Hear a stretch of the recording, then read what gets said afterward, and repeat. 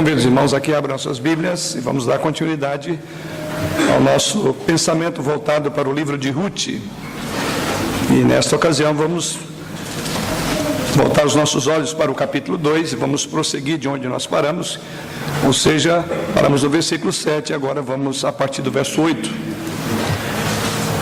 Livro de Ruth, capítulo 2, vamos proceder à leitura dos versículos 8 em diante.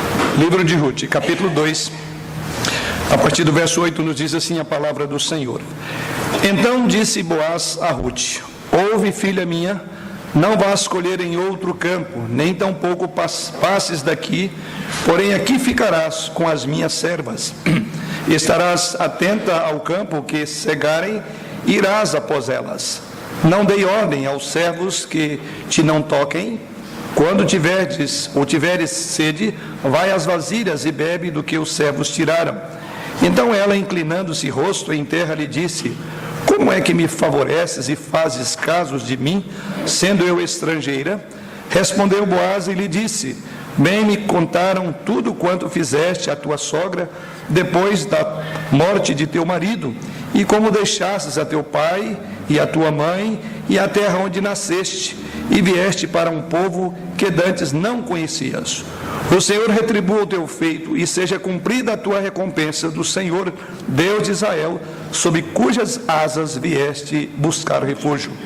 Disse ela: tu me favoreces muito, Senhor meu, pois me consolaste e falaste ao coração de tua serva, não sendo eu nem ainda como uma das tuas servas. À hora de comer, Boaz lhe disse: achega-te para aqui e come do pão e molha no vinho o teu bocado. Ela se assentou ao lado dos segadores e lhe deu grãos tostados de cereais. Ela comeu e se fartou e ainda lhe sobejou. Levantando-se ela para rebuscar, Boaz deu ordem aos seus servos, dizendo: até entre as gavelas deixai-a colher e não a censureis. Tirai também dos molhos algumas espigas e deixai-as, para que as apanhe e não repreendais. Esteve ela apanhando naquele campo até a tarde, debulhou o que apanhar e foi quase um efa de cevada. Tomou e veio à cidade, e viu sua sogra o que havia apanhado, também o que lhe sobejara. Depois de fartar-se, tirou e deu à sua sogra. Então lhe disse a sogra: onde colhestes hoje? Onde trabalhaste? Bendito seja aquele que te acolheu favoravelmente. E Ruth contou à sua sogra onde havia trabalhado e disse: o nome do Senhor em cujo campo trabalhei é Boaz. Então Noemi disse à sua nora: bendito seja ele do Senhor, que ainda não tem deixado a sua benevolência nem para com os vivos, nem para com os mortos. Disse-lhe mais Noemi: este homem é nosso parente, chegado a um dentre os nossos resgatadores. Continuou Ruth, a moabita, também ainda me disse: com os meus servos ficarás até que acabem toda a cega que tenho. Disse Noemi a sua nora, Ruth: bom será, filha minha, que saias com as servas dele, para que no outro campo não te molestem. Assim passou ela a companhia das servas de Boaz, para colher até que a cega da cevada, do trigo, se acabou, e ficou com a sua sogra. Que o Senhor assim nos conduza na meditação desse texto essa noite.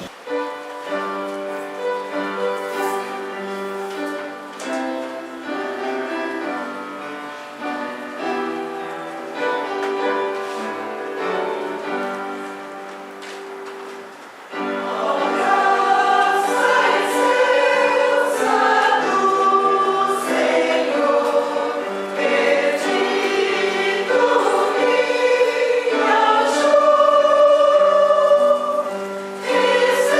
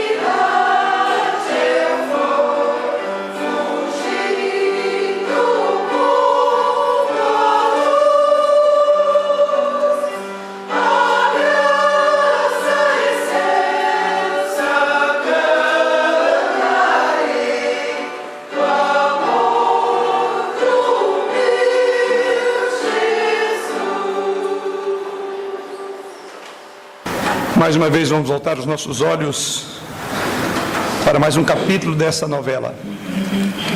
Ruth, um livro que certamente tem sido motivo de encorajamento para todos nós, e principalmente um livro de profundos contrastes.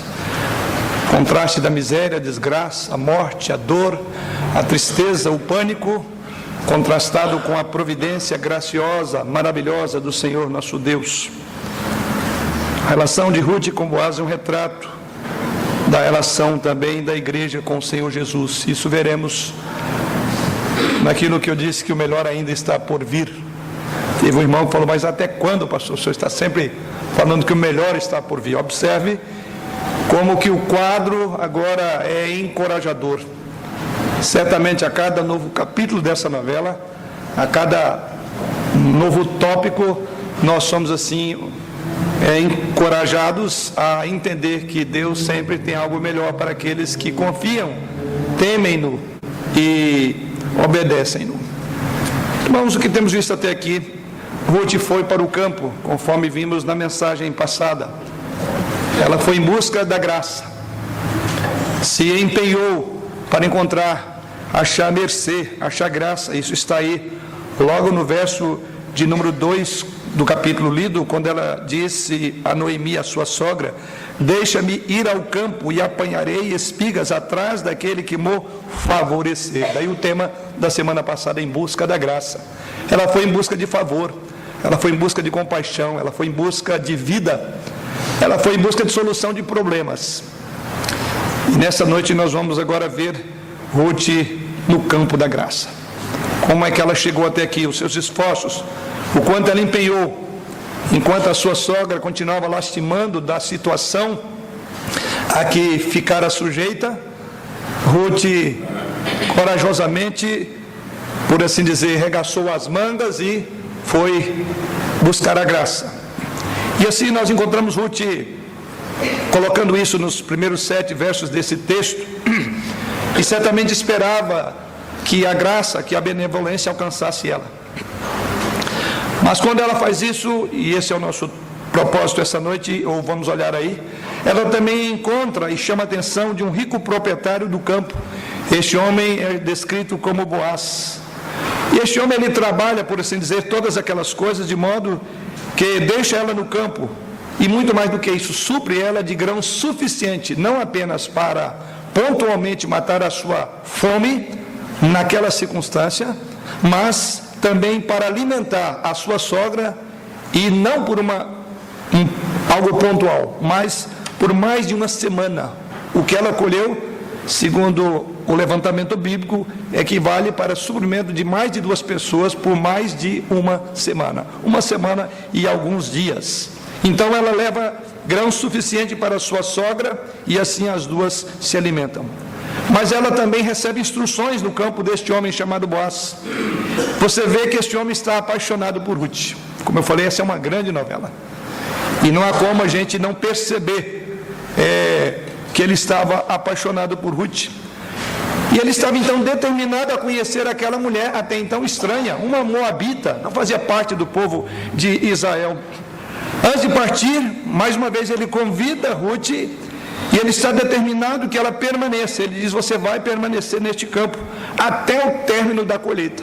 Ou seja, você terá suprimento não apenas para algumas semanas, para vocês duas, mas eu quero que você continue vindo nesse campo, porque não é isso que você veio buscar, você veio para o campo da graça, e aqui você vai encontrar. E assim ele convida Ruth a voltar novamente ao seu campo, e assegura Ruth de que não só 1, 2 ou 3 vezes, ou tantas vezes, até que terminasse a colheita, Ruth teria ali o seu alimento. Uma análise mais detalhada significaria que o que ela levantaria, com base no que ela levantou da primeira vez, significava suprimento para 1 ano ou mais. Estava assegurado a ela, por determinação de Boaz, para os seus servos, que ela deveria colher em toda aquela colheita. O que vemos aqui é que Boaz quer cuidar de Ruth, e ele faz tudo o que precisa e muito mais ainda. Ele quer ser uma bênção na vida de Ruth. Gostaria de lembrar a você que Boaz é uma figura do Senhor Jesus Cristo. E é lá que nós vamos ver que o melhor está por vir. Boaz é uma figura de Jesus Cristo. Nesses versículos que lemos nessa noite, vemos um retrato de como o Senhor trabalha pelo seu povo e como que o seu povo deve responder ao trabalho de Deus. Se Boaz aqui é uma figura de Cristo, então vamos observar a atitude de Boaz e o que Boaz espera de Ruth. Guardado as proporções, é a atitude de Cristo para com a igreja e o que Cristo espera da sua igreja em relação a essa sua posição. Se nós permanecermos no campo da graça, como Ruth deveria permanecer no campo da graça, certamente nós teremos tudo de que nós precisamos e muito mais ainda. Tão somente devemos permanecer e aceitar o convite para ficar no campo da graça. Deus fará com que tenhamos tudo o que precisamos. Permita-me apontar as grandes bênçãos contidas nesses versículos que separamos para meditar essa noite. E eu quero pregar de algum tempo agora, sobre o seguinte tema: boas notícias no campo da graça. Não foi isso que Ruth veio buscar? Não é isso que ela diz no verso de número 2 do capítulo lido? Ou seja, daquele que mo favorecer. Ela queria um favor. E agora há uma resposta do favor de Deus a Ruth. Tudo o que ela queria, e muito mais do que ela pensava, ela agora recebe. Tão somente se ela permanecesse no campo da graça. Daí porque vamos observar nesta noite as boas notícias que Ruth teve no campo da graça. Vamos orar ao Senhor. Pai, nesta hora que voltamos para a Tua Palavra, não apenas com os nossos olhos da carne, mas pedimos-te que nos dê o discernimento espiritual para entender e compreender a verdade desse texto e quanto que ela é atual, quanto que ela é encorajadora para nós no tempo presente. Da mesma forma como foi para Ruth quando ouviu o convite da graça e ali permaneceu para ser abençoada pelo Senhor através de Boaz. Essa noite também Tu nos chamas para permanecer diante da Tua face, o campo da Tua maravilhosa graça, de onde emanará todas as necessidades, tudo aquilo que necessitamos para suprir as nossas necessidades. Assim, conduza-nos por meio da Tua Palavra, edificando o nosso coração, encorajando as nossas almas e fortalecendo a nossa fé diante do Senhor. Assim, em Cristo nós oramos. Amém. E a primeira ponto que eu quero destacar é como é que Ruth foi envolvida nas circunstâncias graciosas. E esse é o nosso primeiro destaque. Antes de considerarmos o que ela ouve ali no campo da graça, eu quero considerar primeiramente o quanto que Ruth foi envolvida nas circunstâncias graciosas dadas por Deus a partir deste homem chamado Boaz. Primeiramente, observamos isso na semana passada, que Ruth, em busca desta graça, ela foi uma mulher de fé, foi uma mulher de resolução, foi uma mulher de decisão, foi uma mulher que não condicionou o seu fracasso tanto quanto a sua sogra. Ela saiu à luta, por assim dizer. Ruth pode até ser uma mulher desamparada, mas ela não é uma mulher desesperada. Foi desamparada, perdeu seu marido muito nova ainda, 10 anos de convivência com o marido, não pôde ter filho. Mas Ruth, em momento algum, revela desespero. Desamparada sim, até aqui, porém não desesperada. Ao contrário de Noemi, a sua sogra, que ficou restrita à sua depressão, ela agora recebe e que limitou a sua vida em 3 palavras que Deus havia, na verdade, deixado ela, colocado ela de lado. Ao contrário disso, nós vemos que Ruth vai agora e busca o favor divino. Exatamente, foi a ênfase da semana passada. E agora encontramos Ruth, ao buscar esse favor, num grande encontro. E aqui ela é envolvida por circunstâncias extraordinárias, e circunstâncias que todas elas falavam da graça de Deus. Então o que acontece no texto que lemos é que Ruth então começa a colher no campo, ou nos campos, e o texto nos chama a atenção para no verso de número 3, desculpe, verso de número 3, eu quero destacar essa expressão do verso 3, Ela se foi e chegou ao campo e apanhava. Após os segadores, por casualidade, entrou na parte que pertencia a Boaz, o qual era da família de Elimeleque. Grave comigo, sublinha a palavra casualidade. Eu vou pensar nela exatamente nesse primeiro tópico, que eu chamei aqui de circunstâncias graciosas. O texto registra como casualidade. Nós vamos chamar de circunstâncias graciosas. Até mesmo porque eu vou explicar por que o autor bíblico escreve a palavra casualidade. Existem acasos na vida dos crentes? Existem acasos no meio do povo de Deus? Não. Mas o autor sacro, ele usa essa expressão. E o texto sagrado então diz que ela chegou ao campo pertencente a Boaz. E aqui eu quero destacar a partir dessa expressão. O que quer dizer essa palavra declaração? Essa declaração usada aqui pelo autor não quer dizer que ela teve sorte. Casualidade aqui não é o mesmo que sorte. Mas, na verdade, é uma ferramenta literária que usamos, ou que é usada nas Escrituras, chamada hipérbole. Os alunos do Instituto Bíblico certamente ouvirão muito sobre essas figuras de retórica, aqueles que já passaram pelo Instituto, e depois você vai entender bem o que é uma hipérbole. Então, é exatamente um recurso literário, uma figura chamada hipérbole. E por que o autor sacro usa essa expressão, essa hipérbole, descrita como casualidade? Para minar qualquer explicação racional do que passa a acontecer agora. Daí porque a nossa ênfase é circunstâncias graciosas envolve essa mulher, chamada aqui de casualidade. Essencialmente, essa palavra refina a nossa compreensão do que chamamos de providência de Deus. Essa palavra aqui vai definir como que Deus guia, como que Deus dirige cuidadosamente todas as coisas para realizar o seu propósito maravilhoso e glorioso e bondoso para com os seus filhos. E assim ele usa o termo casualidade. E para entendermos melhor por que ele usa isso, observe que esta ideia está por trás de todo o contexto. Considere algumas casualidades até aqui, já que ele usa essa expressão. Primeiro, Ruth e Noemi casualmente, vamos usar o termo, chegaram no momento da colheita de cevada. Observe que quando elas vêm de onde elas estavam em Moabe, elas chegam exatamente no momento da colheita de cevada. Você fala, foi por acaso que elas chegaram no melhor momento. E o que era esse momento da colheita de cevada? O início da colheita de cevada é marcado pela celebração da Páscoa. E todos nós sabemos que é a principal festa do povo de Deus, do povo judeu. Ou seja, a primeira aspecto que nós chamamos aí de casualidade é que ela casualmente chega no período da Páscoa. Ou seja, elas teriam vindo à cidade no momento em que a cidade estava comemorando a absoluta soberania de Deus na história. O que foi o movimento da Páscoa, a festa da Páscoa, para falar de que Deus é soberano ao ponto de tirar o seu povo do Egito, que viveu ali por 430 anos. Casualmente ela chega no momento em que fala da maior festa de soberania e provisão de Deus. Era a festa da Páscoa. A soberania de Deus no passado. E como Deus provê os recursos para que o povo sobrevivesse à morte dos primogênitos. Essa é uma lição para elas. Casualmente aconteceu. Segunda casualidade.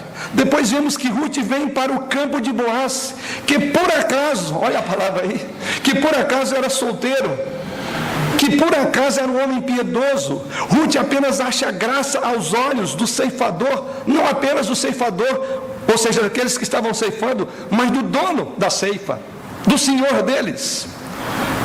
Terceiro lugar, Ruth acha também graça aos olhos de Deus. Casualmente ela está trabalhando no momento em que Boaz aparece.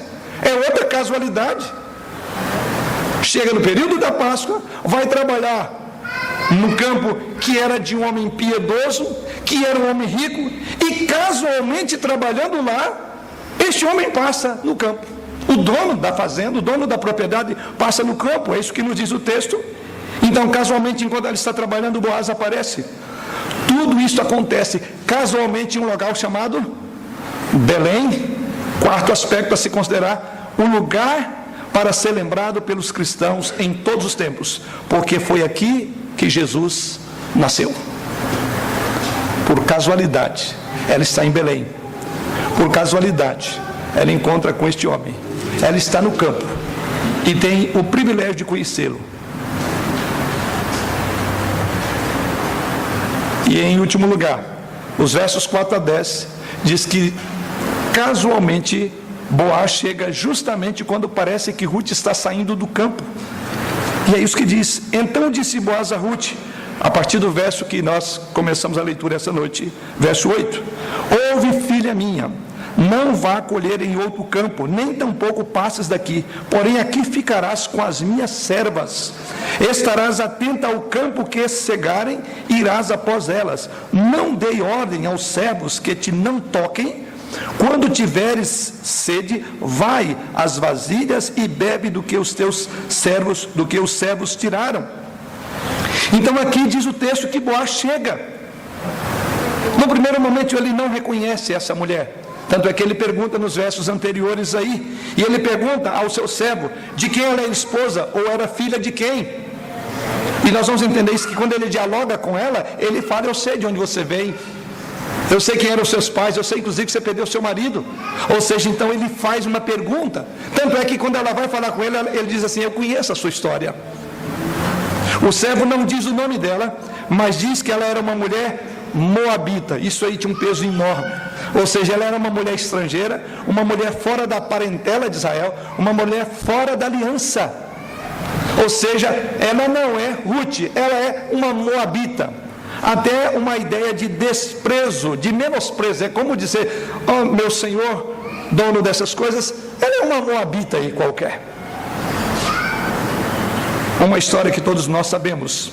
Segundo ele, diz o texto que ela pediu para colher no campo atrás dos ceifadores. E esses servos dizem para ela: olha, ela esteve aqui, ela está aí, e ela pediu para receber ou para fazer a rebusca no campo. E pediu que permitisse que nós apanhássemos, ou que ela apanhasse. E aí ele diz no verso que lemos: você não só vai apanhar, mas você vai beber da água que os meus servos bebem. Você vai comer do que eles comem. Tanto é que ela fala lá no verso seguinte, ou seja, no verso de número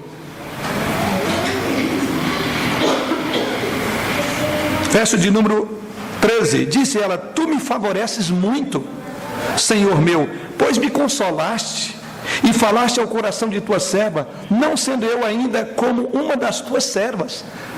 Ele não estava tratando ela mais como uma estrangeira, como alguém que faria a rebusca, mas era como alguém que fosse parte dos seus trabalhadores, num primeiro momento. Então aqui o que observamos, ela agora encontra o favor de Boaz. Ainda que o servo não dá o nome a ela, mas diz simplesmente ela é uma moabita, ela não é tratada como uma moabita. Ela é tratada como uma mulher que tem nome. Ela é tratada como uma mulher que vinha de dores profundas, porque Boaz sabe que o marido dela havia morrido, que ela estava num lugar que não era a terra dela, que ela vinha de terras distantes. É provável, inclusive devido a que Boaz diz no verso de número 9: estarás atenta ao campo que cegarem, irás após elas. Não dei ordem aos servos que não te toquem. É provável que, por mais que fossem piedosos, os jovens que estavam no campo, que ela tenha sido assediada. Essa afirmação que ele faz aqui é uma indicação que possivelmente, o que era muito comum para pessoas estrangeiras e pessoas desse calão, ou seja, simples, pobres, e muitas vezes eram molestados no campo. E ele diz: eu não dei ordem para que fizessem isso com você, não permiti. Ou seja, ele interrompe e convida a recolher no campo. Ele convida ela a trabalhar com as suas criadas, a beber livremente da água e não se preocupar. Então ele se preocupa com Ruth. Nós podemos dizer que talvez alguém pudesse dizer a esta altura que aqui estava uma sólida política de conquista, de galanteio, de cortejo de Ruth. É isso mesmo, está acontecendo isso aqui. Ele estava sim preocupado com a vida de Ruth, mas ele já estava afeiçoado a ela. E qual foi a reação de Ruth diante dessa circunstância que Deus a envolveu? O verso de número 10, ela responde: então ela, inclinando-se rosto em terra, lhe disse: como é que me favoreces e fazes caso de mim, sendo eu estrangeira? Ruth é subjugada pela compaixão de Boaz. Ela cai de cara no chão, ela adora. Ruth se sente indigna. Ruth sente-se indigna de amor. E ela coloca isso. Ela tem uma autoconsciência da sua aceitabilidade cultural, ou seja, pela cultura, por ser uma moabita, não era normal. Ela entende a sua indignidade. Ela diz: como pode alguém amar uma viúva estrangeira de um povo que inclusive é inimigo do povo de Deus? Como pode isso? Você, querido irmão, querido ouvinte, já perguntou: Senhor, como tu me amas assim? Lembra que Boaz aqui é uma figura de Cristo. É um amor que realmente somos subjugados por ver a compaixão de Deus por nós. Da mesma forma como Ruth diz: olha, eu não consigo compreender. A pergunta é: conseguimos compreender como um Deus santo, majestoso e glorioso se afeiçoa a pessoas como eu e você? É por isso que a palavra, Paulo diz que o amor de Cristo nos constrange. Não há ninguém que diante do amor de Deus não se derrete. Não faz como Ruth fez com Boaz. Sente envolvido, amado, cuidado por ele. E aqui nós temos exatamente essa figura na pessoa de Boaz. A resposta de Ruth é a graça. Provavelmente uma resposta da genuína graça. Só pode responder à graça de Cristo aqueles que verdadeiramente são indignos dela. Esse é outro ponto importante. Não pense você que você terá que fazer alguma coisa para Deus ser gracioso com você. Do contrário, tiraria o mérito da graça. A graça só se revela e só se manifesta em meio à situação de um desgraçado, como estava Ruth. É assim que Deus faz conosco. Ele nos envolve no seu amor, porque somos indignos. E assim como Ruth sentia-se indigna de estar até perto daquele homem rico, daquele israelita, daquele homem de nobre nascimento, a graça de Deus então vem a Ruth através de Boaz. Ela é envolvida. Então nos versos 11 em diante, dos versos 11 a 17, então Boaz revela a graça redentora. E essa graça é uma resposta à fé de Ruth. E aqui eu estou comentando todos os versículos de 11 a 14. E nesses versos 11 a 14, o que você verá aí é que ele elogia o abandono radical, a vida de compromisso radical com Deus e com o povo que até então ela não conhecia. Ele elogia o modo como ela se comprometeu com a sua sogra, chamada Noemi. Ele elogia o modo que com fé ela saiu de um lugar que era distante, de um povo distante de Deus, e vem. E ele elogia a convicção dessa mulher, que mesmo em seu desamparo, ela confia num Deus gracioso. E ele então reconhece, e ele descreve a ação dessa mulher, dizendo: na verdade, sabe o que você vai encontrar aqui? Você vai encontrar refúgio sob as asas de Deus. Olha o que ele diz no verso de número 12: o Senhor retribua o teu feito, e seja cumprida a tua recompensa do Senhor, Deus de Israel, sob cujas asas vieste buscar refúgio. Apesar de Boaz identificar como Deus a fonte da bênção, ele faz isso não para a glória dele. Ele diz: na verdade você veio buscar segurança nas asas de Deus. Boaz então compreendia que ele tinha um papel a desempenhar ali. Era como as asas de Deus. Isso significa dizer, já para uma aplicação desse primeiro tópico, é que a graça de Deus não cai do céu no colo dos necessitados. Ela vem através de ações fiéis, de homens e mulheres que conhecem a graça de Deus. O plano providencial de Deus, então, entendemos, irmãos, ele opera através de ações nossas, de ações humanas. São através das nossas mãos, da nossa fala, do nosso carinho, é que Deus revela a sua ação providencial na vida daqueles que se aproximam de nós. Então o que significa? Significa então que as nossas ações têm significado, e devemos considerá-la como sendo provisão ou asas de Deus para dar refúgio àqueles que nos procuram, para amparo, para uma palavra, para um consolo e para um amparo de Deus em tempos de aflição. Assim, significa que as nossas ações são instrumentos de Deus para fazer o bem. Assim como a graça de Deus vem através de Boaz no texto sagrado, devemos ser uma graça para os outros, para aqueles que a cultura considera indignos no nosso contexto, na medida em que são inconvenientes, difíceis e pessoas complicadas. Você já se viu como um Boaz? E dizer para a pessoa: ok, você está chegando no lugar certo, porque aqui você encontrará graça. Você está chegando para o campo da graça e você não será despedido. sem a graça que você veio buscar? Lembre que Boaz nos dá uma grande aula de teologia. Ele diz: não, você veio buscar porque eu sou. Você veio buscar porque eu sou o cara. Aliás, eu estou apaixonado por você, então você vai ver tudo em mim. Ele diz: vieste buscar refúgio sob as asas de Deus. Até que ponto você considera que a sua vida tem sido como asas de Deus para refugiar aqueles que estão em angústia, em problemas? É o ensino que aprendemos nesse primeiro tópico. É isso que aprendemos com Boaz. É isso que aprendemos à luz de todas as Escrituras. Jesus Cristo é aquele que em todo o tempo manifestou graça aos desgraçados, aos desamparados, aos aflitos, aos afligidos. É digno de nota que todas as coisas que Boaz compartilha, sua riqueza, sua comida, seu companheirismo, sua proteção e até mesmo a sua reputação, ele não compartilha o relacionamento com Ruth, mesmo sabendo que ele é um redentor. Isso está no versículo 12. A única fonte de salvação que ele confessa é Jesus. Ele diz: você veio buscar amparo em Deus. E ele sabia que era o dinheiro dele, era a proteção dele, era o cuidado. Mas ele diz, daí a figura clara, ele é o resgatador, como veremos na próxima mensagem. Ele é a figura perfeita de Jesus Cristo. Veio para resgatar com a sua riqueza, com a sua glória, com o seu companheirismo, com a sua proteção, com a sua reputação. Ele é.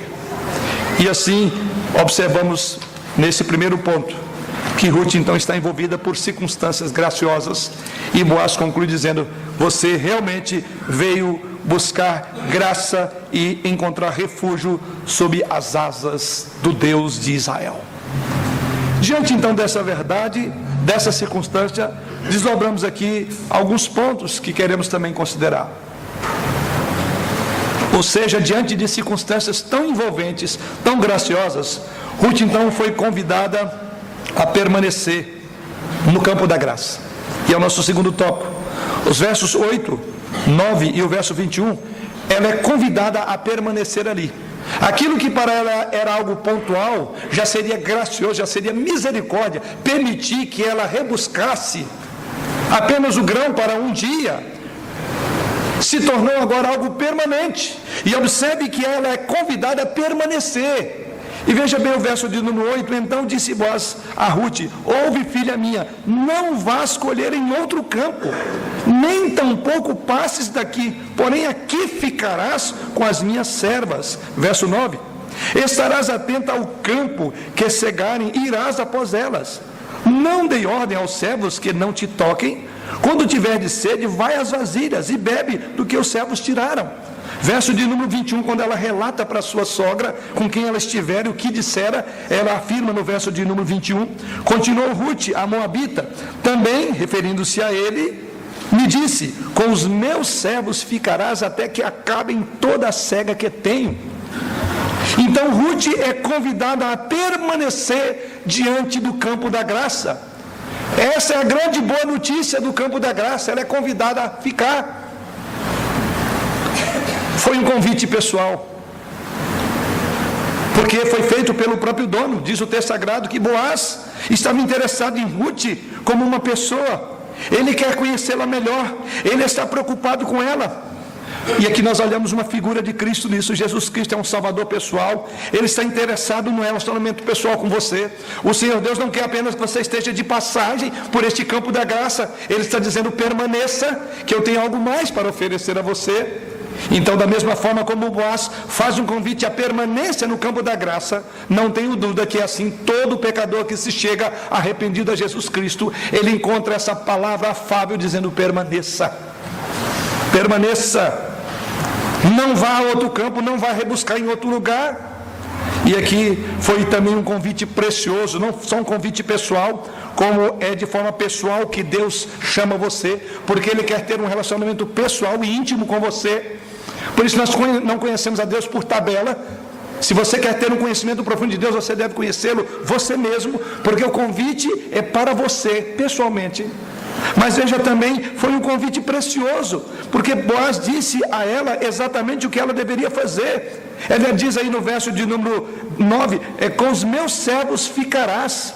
Ou seja, diz, primeiro permaneça no meu campo, com os meus servos ficarás. Ele não deixou nenhuma dúvida quanto ao que ele esperava de Ruth, que ela permanecesse naquele local onde ela poderia ser alcançada por ele, abençoada por ele. Isso também nos leva e remete à pessoa de Jesus Cristo. Assim também tem sido a nossa relação com o Senhor. Ele quer que nós tenhamos um relacionamento íntimo e permanente e duradouro com Ele. Jesus não quer que o seu povo recolha num campo aqui um dia e no outro campo ali e no outro campo lá. Ou seja, nós sempre haveremos de beber da mesma fonte. Não há uma outra fonte mais segura, mais especial do que Jesus Cristo. Aquele que se alimenta do nosso relacionamento com Ele, quer que nós nos alimentemos com relacionamento com Ele. Ele não quer que você saia saltitando de campo para campo. E veja exatamente isso que Boaz diz. Ele diz, você não vai para outro campo, não saia daqui. Então é assim que Deus quer que vivamos diante dele. Hoje não estamos no campo da graça, amanhã no da desgraça. Hoje em comunhão com Deus, amanhã em comunhão com o mundo. Não existe.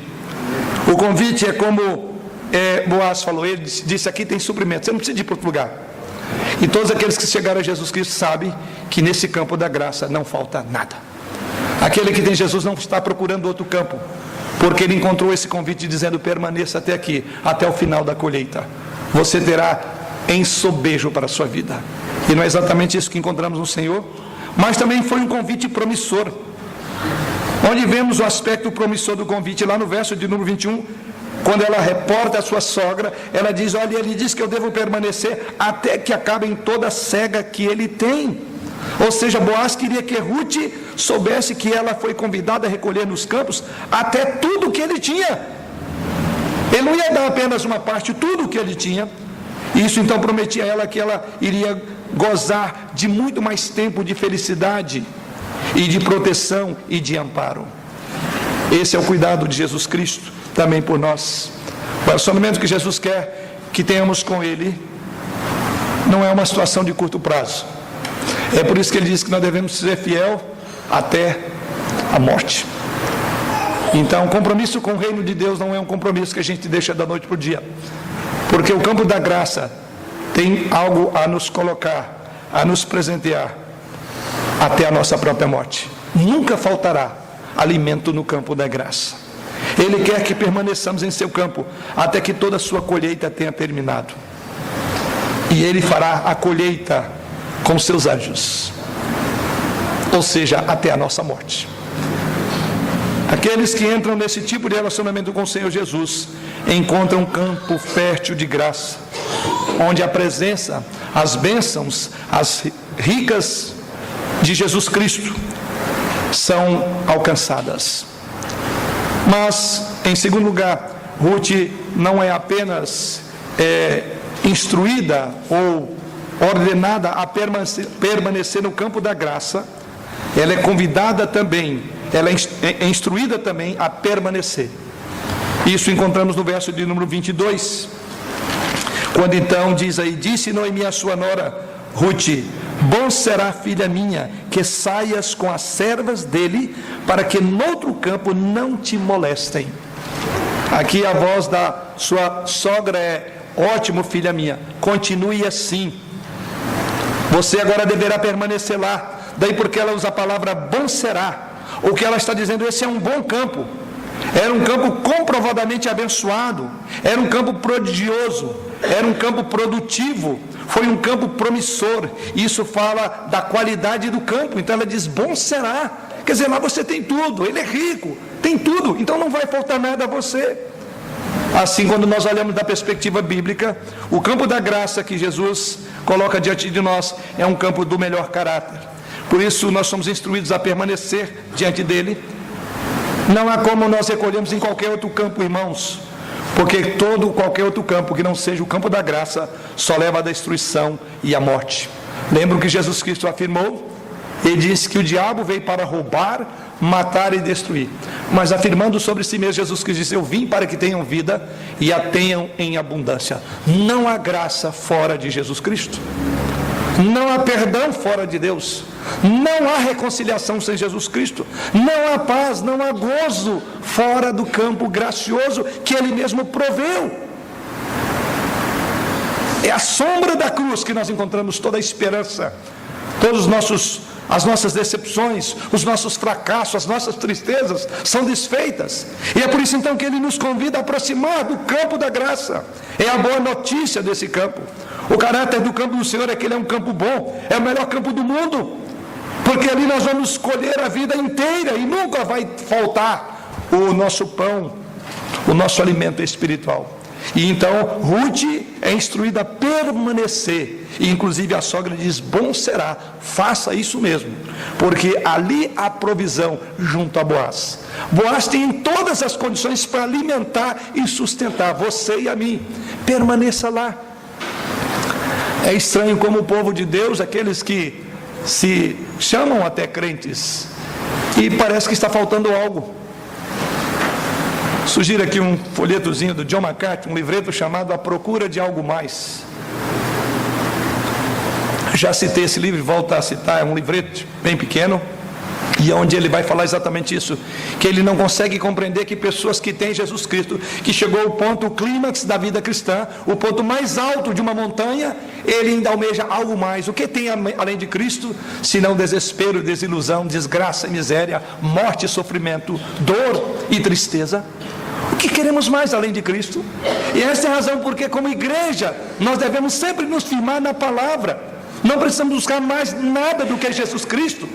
E aqueles que pregam que você precisa de Cristo, mas precisa de ter o carro do ano, você precisa de Cristo, mas você precisa de mais aquilo e aquele outro, não encontraram Jesus Cristo, porque esse campo nos satisfaz. Somos convidados a permanecer dele. Assim como Boaz diz, você não precisa de ir para nenhum outro lugar.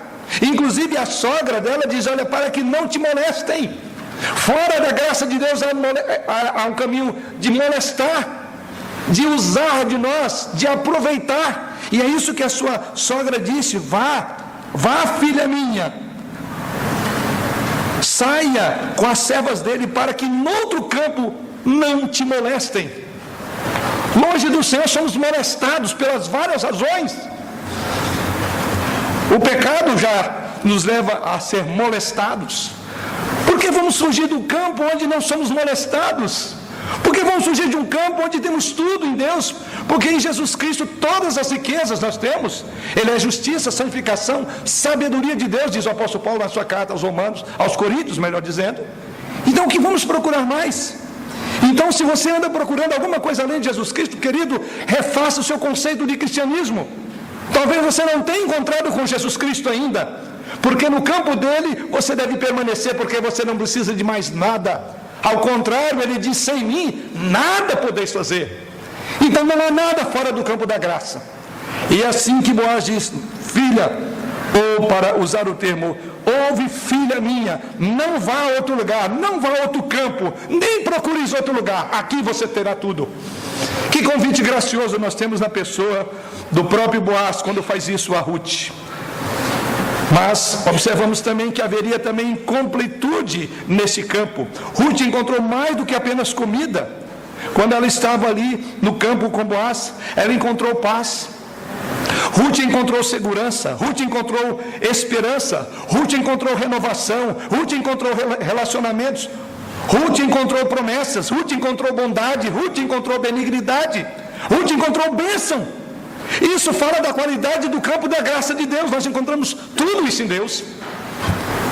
Nós temos todo suprimento para a nossa vida, irmãos. Quando você der uma olhada no campo do Senhor Jesus e determinar que você permanecerá ali durante os tempos da recompensa, assim como os tempos difíceis, você descobrirá que o seu campo contém tudo que você precisa para a sua dor e os seus momentos difíceis, como também para os momentos de alegria e de prazer. Jesus Cristo é tudo que você precisa, e isso é suficiente. Jesus Cristo é tudo que você quer, e isso é suficiente. Fora de Jesus Cristo não tem mais nada. Então, se alguém que se diz cristão, que anda procurando além do cristianismo algum outro prazer, algum outro deleite em alguma outra coisa, você deve começar no beabá do Evangelho. Você precisa conhecer Jesus Cristo e esse crucificado, como diz o apóstolo Paulo. Porque, por certo, você ainda não conheceu Jesus Cristo, se você ainda vive com angústias, se você vive com ainda necessidades que não foram supridas. As nossas necessidades todas são supridas em Deus. O apóstolo Paulo fala disso em Filipenses 1:21. A minha pergunta é: onde você está nesse processo? Quando você chega no lugar onde Jesus Cristo está, tudo que você tem, tudo que você é, tudo que você precisa encontra-se neste lugar, em Jesus Cristo. Você, na verdade, chegou no campo da graça. O que mais Ruth encontrou? Ela encontrou companhia naquele campo da graça. Quando Ruth estava colhendo no campo de Boaz, ela tinha preciosas relações. Ela tinha aqueles homens do campo que no primeiro momento dá a entender que eles estavam ou poderiam ter molestado ela, daí porque então é assegurado pelo dono do campo, Boaz, de que ninguém a molestaria. E a partir de aí então ela é tratada como alguém ligada diretamente a Boaz. Ela é protegida no contexto daquela relação. Não é exatamente isso que nós aprendemos no contexto da vida cristã? Quando aprendemos a permanecer no campo do Senhor, também temos o privilégio de entrar em relacionamentos gloriosos. Primeiro, o relacionamento com o povo de Deus. A nossa comunhão é preciosa. Somos um só corpo, como diz o apóstolo Paulo, ou somos membros de um único corpo. Paulo afirma isso em 1 Coríntios capítulo 12. Nós somos parte de uma comunhão, como diz o apóstolo João na sua primeira epístola, no capítulo 1. Então agradeça a Deus pelo povo que Ele colocou diante de você. Agradeça a Deus porque você está no meio de um povo precioso. Você está num campo onde um cuidado paternal é dispensado a você, com todas as asas da graça de Deus que paira sobre nós através da igreja.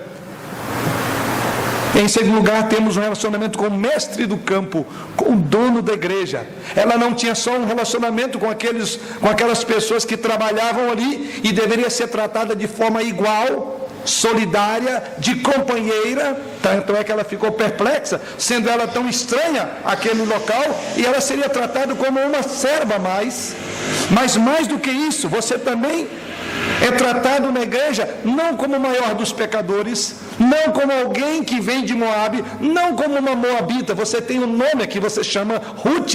Você é alguém que a graça de Deus alcançou e trouxe você para este campo maravilhoso, onde aqui você é cuidado e trabalhado, tratado pelo Senhor, através dos dons espirituais que Ele nos confere, para nós, por assim dizer, suprirmos tudo aquilo que nós precisamos. A igreja, temos nela o suprimento diário de tudo aquilo que nós precisamos. Por isso é loucura ficar fora da igreja, por isso que é loucura abandonar a sua igreja, porque é nela que é o campo onde a graça acontecerá. É através dela que Deus pastoreia a sua vida, que cuida das suas aflições, que cuida das suas feridas, que sara a sua dor, que pastoreia o teu coração. Assim, Boaz diz: não há outro lugar, fique aqui, filha minha. E é exatamente no campo da graça que nós também nos relacionamos com o dono do campo, com o próprio Jesus Cristo. E esse é um relacionamento permanente. Os relacionamentos do seu campo são preciosos, que vão além de palavras. São vidas que são transformadas. Assim é a relação com o Senhor Jesus Cristo. Somos transformados por Ele quando estamos no seu campo da sua graça. Mas em terceiro e último lugar, Ruth também é inclinada a permanecer ali. Conforme observamos até aqui, Ruth estava envolvida por circunstâncias graciosas. Essas circunstâncias então convidaram ela a permanecer naquela graça que lhe fora oferecido. Em segundo lugar, Ruth foi instruída a permanecer pela sua sogra, de fique lá, filha minha. E por fim, Ruth agora é inclinada a permanecer, ou seja, ela é convencida de que realmente aquele era o melhor lugar. Ali havia a presença da graça de Deus. Não foi para isso que ela saiu, conforme vimos lá no verso de número 2, ela foi atrás de favor. Estou atrás de uma graça, de alguém que seja graciosa para comigo. Pois bem, agora ela se inclina a permanecer ali. E como ela faz isso? Primeiramente, era um trabalho contínuo. Ruth entrava naquele campo todos os dias e colhia fielmente a sua colheita até terminar. Esse é um ponto curioso do texto, porque é isso que Jesus Cristo espera que todo o seu povo que entrou no seu campo faça. Ele quer que nós colhamos fielmente a nossa porção de cada dia. Ele quer que nós demandemos tempo na colheita da graça. E como é que podemos colher? Com orações, com súplicas, com intercessões, com leitura bíblica, com comunhão com o povo. Assim como não bastava Ruth falar, eu sei que ali está o campo da graça, ali tudo me é oferecido, ali eu tenho tudo, porque Boaz me oferecerá, mas ela teve paulatinamente, de forma regular, ter um trabalho contínuo, sempre indo, todos os dias, todas as manhãs, Ruth ia ao campo. O maná não era mais para cair do céu, não ia cair onde ela e a sua sogra estavam. Então todos os dias Ruth tinha um trabalho contínuo. O seu campo, ela então trabalhou nele fielmente todos os dias. E Deus deseja também que o seu povo seja dedicado, consagrado, consistentemente recolhendo o pão de cada dia, o suprimento para cada momento. E aí a importância mais uma vez do campo da graça, a importância mais uma vez da igreja. Igreja não é um fim de semana, igreja não é uma vez por mês, igreja é todos os dias, porque é o campo onde você é abençoado, é o campo onde você precisa de recolher, você precisa ter o seu suprimento para suportar as provações e privações do mundo lá fora. Quando vimos a igreja, nós não temos um atestado de santidade e está tudo resolvido. Você precisa de colher todo dia. Você precisa de colher em orações, em leitura bíblica, em comunhão com o povo de Deus. É assim que você vai colhendo para o seu dia a dia. Até mesmo porque a fome não bate só uma vez. Todos os dias você tem fome e sede de justiça. Todo dia você tem dramas e traumas em família. Todo dia você tem problemas de relacionamento. Aí você fala, eu vou acumular toda a minha fome, e aí no domingo eu vou lá suprir para mais uma semana. Não dá. Assim como as codornizes, assim como o maná era para o dia, o alimento é para o dia. Todo dia que você levanta, você precisa de ler Bíblia, você precisa de orar, você precisa buscar comunhão com o Senhor. Quem dera que nós pudéssemos ter a igreja aberta todos os dias. É o mínimo, para a subsistência mínima. Então Ruth fazia isso. Então ela tinha um trabalho contínuo. Mas Ruth também teve um trabalho concluído. Ela foi firme e dedicada até o trabalho estar concluído. Ou seja, é por isso que ele diz, você virá aqui, filha minha, até o final da ceifa ou da colheita. Não era só diário, mas era até o final da ceifa. O Senhor quer que o seu povo continue em sua obra de colheita, até que ele termine toda a colheita, toda a sua obra. Ele está procurando por aqueles que começarão bem e vão terminar bem. É aquilo que Paulo diz. Aquele que começou a boa obra em vós há de completá-la. Paulo diz que ele já estava pronto, mas ele disse que ele perseguiu o alvo e estava preparado para a coroa que o reto juiz daria. E ele então foi fiel até o fim. E a Bíblia exige isso de nós, devemos ser fiel até a morte. A sua obra também foi uma obra consagrada. O texto sagrado diz lá no verso de número 22, verso de número 23, foi uma mulher consagrada nisso que ela fez, diz o verso, assim passou ela a companhia das servas de Boaz para colher até que a cega da cevada do trigo se acabou e ficou com a sua sogra. É curiosa essa expressão, e aqui nós chamamos de uma colheita em que ela manteve-se uma mulher consagrada durante todo esse período. Esse verso nos diz aí no final que ela ficou com a sua sogra. Vamos lembrar quem era Ruth? Ruth era uma viúva, era uma jovem possivelmente bonita. Ela chamou a atenção de Boaz, provavelmente chamou a atenção de outros homens de Belém. Tanto é que o texto diz que possivelmente ela foi molestada pelos servos. Então a Ruth é uma mulher possivelmente de boa aparência, desimpedida, solteira, ou melhor, viúva, né? Ou seja, estava em todas as condições. Ainda assim, ela andou em integridade. Isso é importante. E manteve sua pureza através daqueles dias difíceis e solitários no campo. Não era fácil. Ela não se vendeu. Isto fala muito sobre a personagem Ruth, irmãos. Ela voluntariamente se submeteu ao campo, se submeteu ao futuro, à sua família, à sua nova fé. Ela cumpriu aquela palavra bonita do verso 16 que nós meditamos: aonde quer que fores, irei, ali estarei. Está ela aqui cumprindo. Ruth foi uma mulher fiel. Ao fazer isso, ela define um exemplo para mim e para você, de que nessa trabalho, nessa colheita, nós devemos ser fiéis, nós devemos ser íntegros, nós devemos ser consagrados diante do Senhor, para auferirmos de todas as bênçãos que o campo da graça nos oferece. Ao recolhermos, devemos ser fiéis em fazer a vontade do Senhor, ao passarmos por esse mundo. Vocês estão fazendo isso? Devemos também andar em integridade de vida. Devemos manter nossas vidas limpas e agradáveis aos olhos do Senhor, para a glória de Deus. E é isso que Ele quer. Ele quer que o seu povo seja santo, porque Ele nos escolheu para sermos santos e irrepreensíveis no meio de uma geração perversa. Deus quer o seu povo com pureza, com santidade de propósito e de vida. E Ruth foi essa mulher. Para concluir,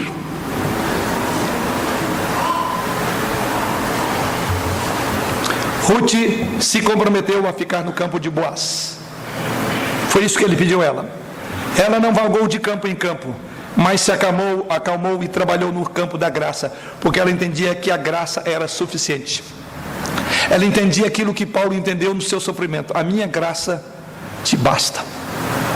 Você tem compreendido que a graça de Deus é suficiente e eficiente para tudo que você precisa?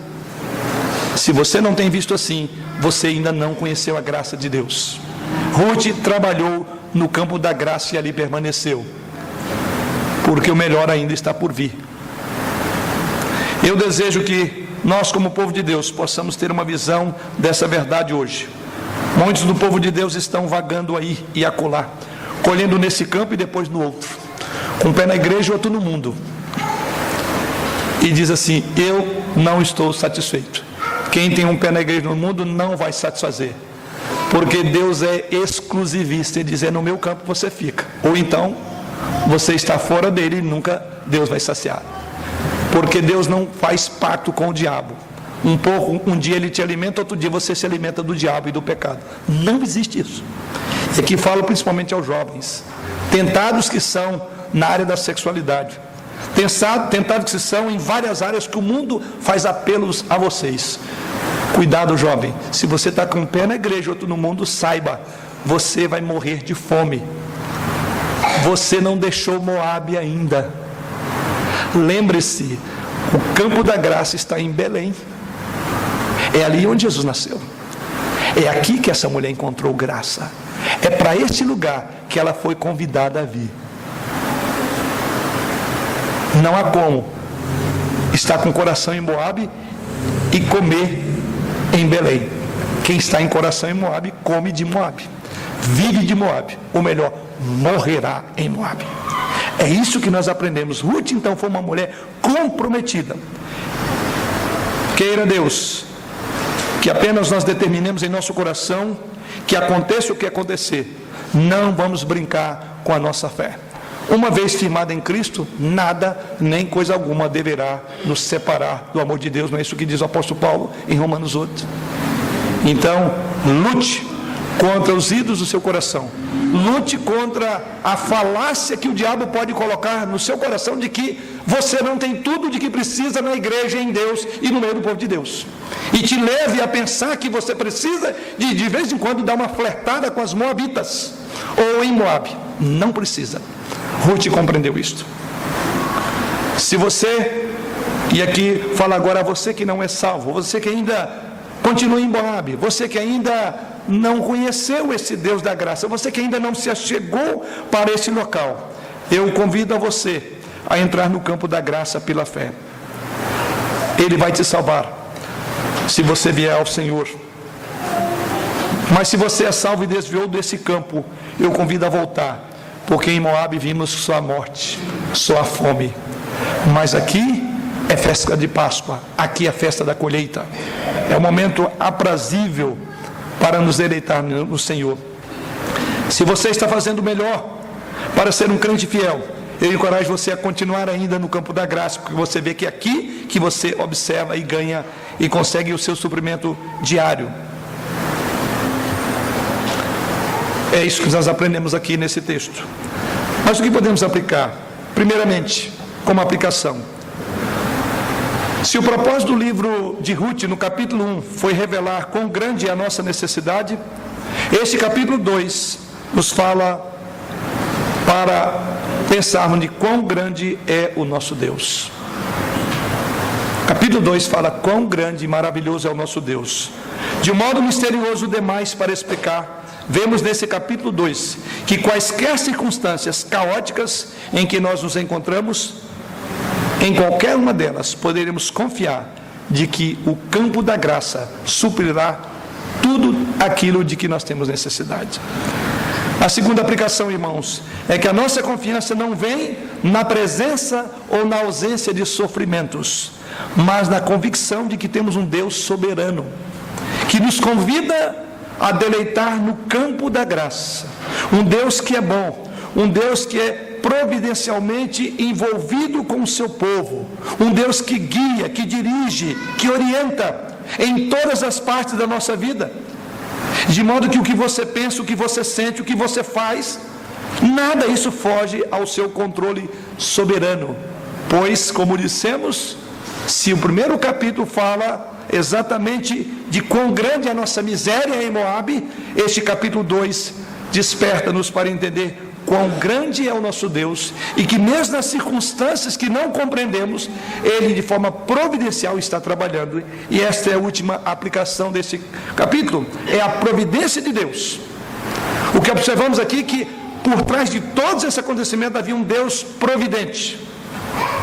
Então isso nos ensina também que a providência de Deus não deve levar-nos a paralisar. Já que Deus tem tudo pronto, Ruth é um exemplo de que ela não ficou paralisada com a provisão de Deus. Ou seja, o fato de que Deus é um Deus soberano, o fato de que Deus é um bom e é um Deus que está envolvido em sua criação, um Deus que está levando cuidadosamente seu plano perfeito, deve nos libertar de viver e de tomar decisões, de assumir risco, de não temer nem a tristeza, não evitar relacionamento por causa de uma possível desilusão. Como alguém disse, saia do porto e confie que os ventos de Deus nos levarão aonde Ele estiver, dirigindo como Ele estará. Na esperança disso é que Ruth se lançou ao desafio, porque foi exatamente esperando na graça é que ela encontrou o campo da graça. Que assim Deus nos conduza, aqueles que já estão experimentando as maravilhas que esse campo produz para o nosso sustento, a nossa subsistência, ou aqueles que ainda não chegaram lá. A nossa oração a Deus é para que você faça como Ruth, e você encontrará Boaz, você encontrará Jesus Cristo, dizendo: vinde, porque aqui você vai ter tudo o que você precisa em Jesus Cristo. Que a Ele seja dada a glória. Amém.